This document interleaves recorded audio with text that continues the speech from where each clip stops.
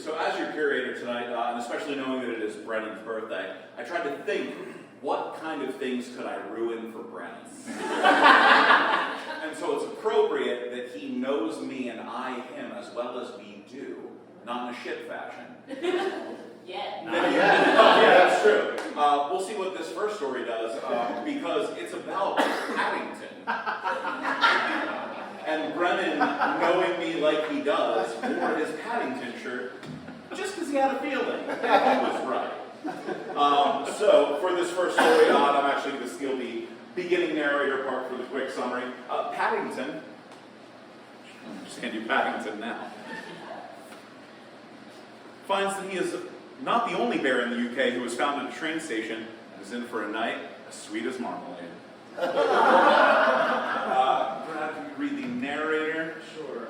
I'm just going to have you be an extra for now. You just get to follow along on this terrible, terrible story. And Wojtek, the Polish army bear. So if you guys are fans of history at all, you know that there was a bear in the Polish army named Wojtek. This is what happens if Paddington and Wojtek were to meet at a train station. Yes. So again, that's sort of like fictional and non-fictional. Historical, actual bear. Fictional, not actual bear. All right. In the darkest corner of the pub, Paddington saw another bear watching everyone come in. He had a pint of beer and a pack of cigarettes in front of him. The bear occasionally picked out a cigarette with his claws and chewed it thoughtfully. He had never seen such a bear before, not in the darkest Peru, and certainly not in England. He was broad, thickly furred, 6 feet of rippling muscle, and half a ton of attitude. The strange bear licked another cigarette with his mouth from between his claws. Paddington wished he was that cigarette. When the bear saw Paddington, he lifted his chin in a slight gesture to invite him over. Paddington felt his knees begin to wobble. Paddington walked over and raised his hat in greeting. He opened his mouth, but the other bear spoke first. Not many like us around. Sit. You're not native, are you? What brought you here? Boat, Paddington said, he was too stunned to speak. but the Browns found me at Paddington Station. That's why I'm Paddington. The other bear laughed uproariously. It drew the barkeep's attention immediately. The bear took a chance to order 2 lagers, then clapped Paddington on the back. I'm a foundling myself. Train station in Iran. Pleased to meet you, Paddington. Corporal Wojtek, Polish 22 Artillery Supply Company. Polish? And now you live in London? Edinburgh. Wojtek wouldn't be able to get home tonight, thought Paddington. He took a sip of beer. Liquid courage should have been sweet like marmalade, not bitter. Paddington looked around. The others at the pub were taking notice of them, and not in a good way. I'm not far. Paddington suggested. Would you like to come home with me if you have nothing planned? I think we better go before anything happens. Said Wojtek, taking hold of Paddington's paw. Oh, yes. Said Paddington with a smile. I would like that very much.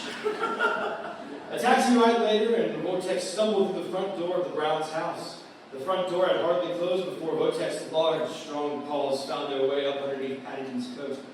His tongue found its way into Paddington's mouth, as sweet as marmalade, even as it tasted of lager and cigarettes.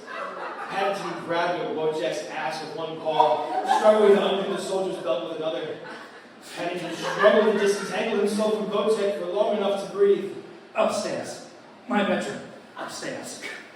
Wojtek grinned mischievously.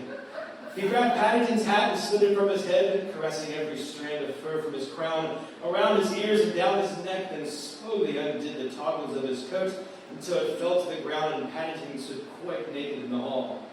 Wojtek looked up and down at the small bear approvingly. With an amorous growl, he chased Paddington up the stair.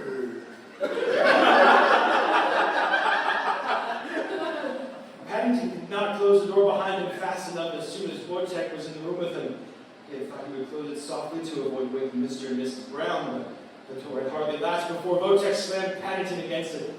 Paddington felt Wojtek's muscular, furry legs against his own. He felt something less furry and far firmer and hotter press against his ass cheeks. Paddington could hardly catch his breath. He could hardly think. Well, his blood seemed to flow through him in a different head. A massive paw wrapped around his cock as if to make sure Paddington would never be able to think straight again. Oh, Paddington groaned. Wojciech's paw was so large and strong, Paddington could not help but melt and feel small, weak, and helpless against it. Wojciech leaned close over to Paddington. He heard the unbuckling of his belt, the sound of trousers and suspenders hitting the floor. Wojciech's thick, thickly furry chest rubbed against Paddington's hairy back. What's this? Wojciech whispered into Paddington's ear, drawing his paw across the tip of Paddington's hard cock and thrusting it into Paddington's mouth. Come, Paddington thought, but he stuttered and stumbled so hard over the idea he couldn't finish voicing one word in 3 letters. He didn't want or needed to. Paddington turned around and kissed Wojciech. The tongues entangled each other. The massive girth of Wojciech's erection pressed against Paddington's own smaller, furry belly and cock. Wojciech pulled Paddington towards the bed until he lay on it with his back paws braced against the floor and his cock standing proud in the air. Paddington licked his lips.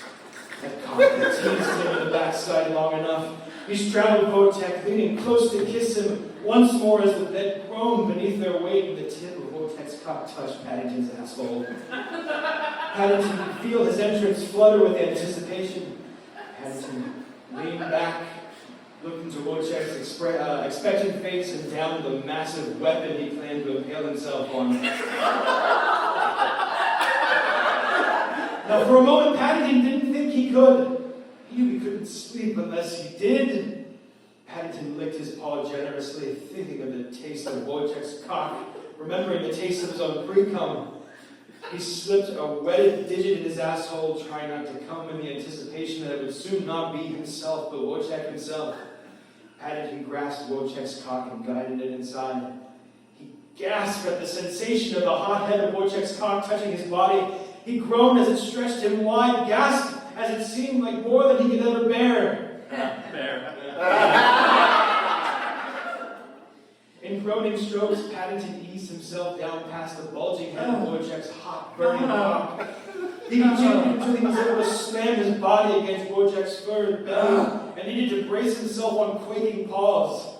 His mind was far from London, far from Edinburgh, far from darkest Peru. All he could think of was the broad, handsome bear in front of him and the deep, indescribable pleasure that Wojciech's cock stroking against most sensitive places within him. Cream! Wojciech groaned. Cream all over my coat! Paddington could not help but do so.